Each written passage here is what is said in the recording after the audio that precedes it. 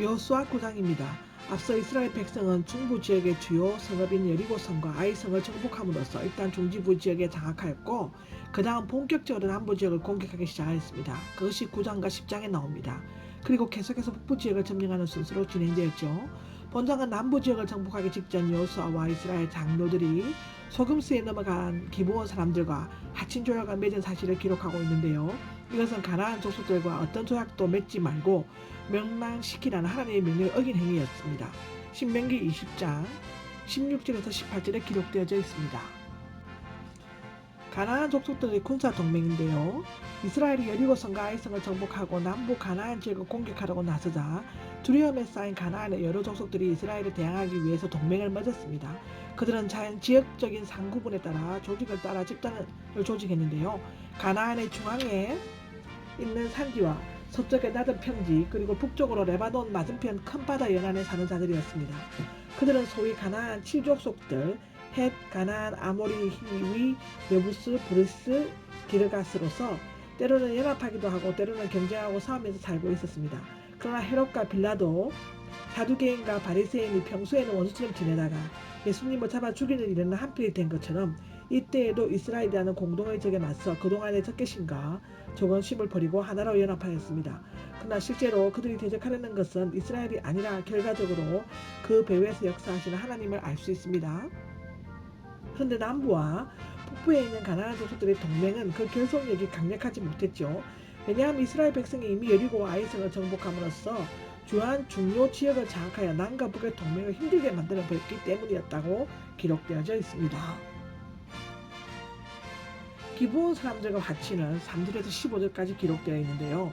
그러나 가나안 족속들 중 기브온 사람들만은 동맹에서 빠져나와 이스라엘을 속이고 화친을 맺었습니다. 기브온 사람들은 자신들이 도저히 이스라엘을 이길 수 없다는 것을 알고 이스라엘과 화친을 맺기로 결정하였죠. 기브온은 예루살렘으로부터 북서쪽으로 9.6km, 아이성에서 남서쪽으로 똑같은 거리의 산역에 위치해 있는데 본래 그비라, 브에롯, 기야, 여, 아림과 함께 히위 족속의 성읍으로서 다른 세 성읍에 비해 매우 강했을 뿐만 아니라 왕도와 같은 큰 성읍이었고 큰 영향력을 가지고 있었다고 기록되어져 있습니다. 그들은 사신들인 것처럼 속이고 길을 떠났는데 그들의 속임수는 치밀하면서도 교활하고 완벽하였습니다. 그들은 그 짓으로 위장한 것이 탄로나지 않도록 하기 위해 나귀의 헌자와 날과 찢어진 기운 포도주 부대를 싣고 또 발에는 닿아서 덧댄 낡은 신을 신었고 몸에는 낡은 옷을 걸쳤다고 합니다. 거기에다가 준비한 빵은 모두 마르고 부스러기가 되어 있었다고 기록되어져 있습니다. 기브온 사람들이 거짓말로 속임을 한 것은 그들은 이스라엘 백성들을 기분 좋게 하려고 하나님께서 행하신 일에 대해서 말했고 멀리서 온 것처럼 꾸미려고 최근에 일어난 요단강을 건넌 사건 여리고와 아이성을 무너뜨린 것에 대해서 말하지 않고 오래전에 있었던 출이집트 사건 요단 동편의 아모리 두 왕을 김멸한 사건만을 언급하였습니다. 아마도 그들은 모세의 법에 가나안 7족속을 멸하여야 하지만 이스라엘이 다른 족속과 하친을 맺은 것을 허용한 것에 대해서 알고 있었던 것 같습니다. 기브온 사람들이 거짓말로 속인 것은 잘못이지만 오직 살아남기 위해 지혜롭게 계략을 세우고 최선의 행동을 한 노력에 대해서는 적절한 평가를 해야 한다고 기록되어져 있습니다. 예수님께서도 불의의 청지기의 지혜에 대해서는 긍정적으로 평가하셨습니다. 누가복음 16장에 나오죠.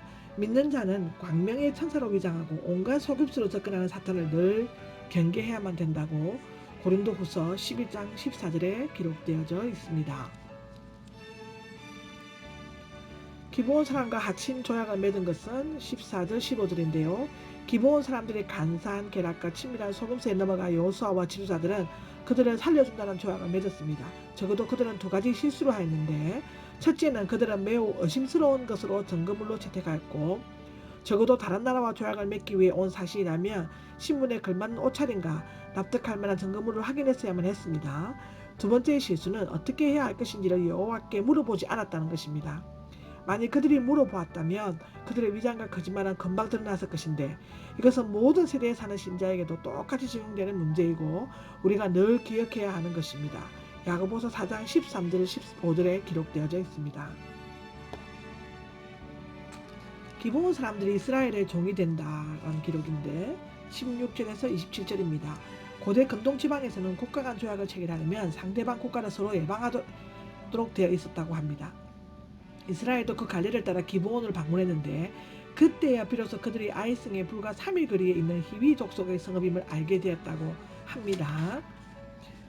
사기나 속임수는 언제나 드러나게 되고 진실은 꼭 밝혀진다고 합니다. 백성들은 약조 맺은 것을 무시하고 기브온 사람들을 멸망시키기를 원했습니다.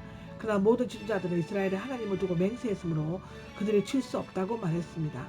여호수아는 기브온 사람들에게 자신들을 속인 이유를 물었고 자신들을 속였으므로 되도록 하나님의 집에는 나무를 패고 물을 깃는 일을 하도록 하였습니다. 그들의 생명은 유지되었지만 굴욕적인 종로 수술을 해야만 했는데요. 노아는 가나안족에게 저주를 선포했다고 창세기 9장 25절에 나와 있죠. 비록 그들이 종살이를 하게 되었지만 하나님을 가까이 섬기는 축복을 받았습니다. 이것은 흑암 중에 있는 이방인이 구원을 받아 하나님을 섬기게 되는 것을 예시한다고 마태복음 4장 16절에는 기록되어져 있습니다. 사울 때 많은 기브온 사람이 학살됨으로써 3년간 큰 기근을 당했는데요. 열왕기하 21장 1절에서 9절에 기록되어져 있죠. 기브온 사람들의 문제는 맹세를 해서는 안 되지만 했을 때는 반드시 지키도록 힘써야 한다는 것이었습니다. 그런 교훈을 던져주고 있다고 마태복음 5장 33절에서 37절에 기록되어져 있습니다. 아멘.